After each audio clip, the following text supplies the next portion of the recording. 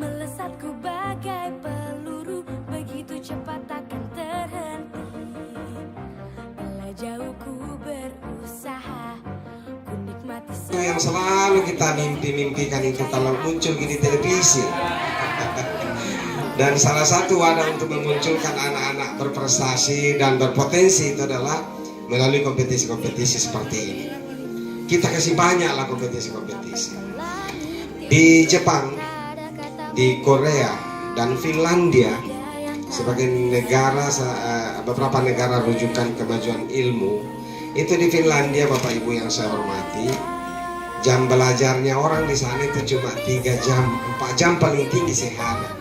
Kita masih terlalu lama di sekolah, masih 8 jam, anak-anak bosan. Maka perlu kreasi-kreasi. Tetapi karena kita punya kurikulum yang harus kita patuhi bersama, tidak apa-apa lah.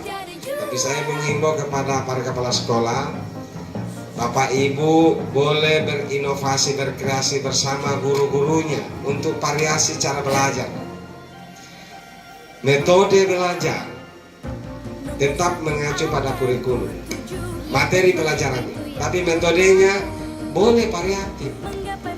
Mungkin sekali waktu kita belajar di bawah pohon, di luar kelas, tapi materi yang disampaikan di situ tetap materi kurikulum. Biar anak-anak kita ini tidak bosan.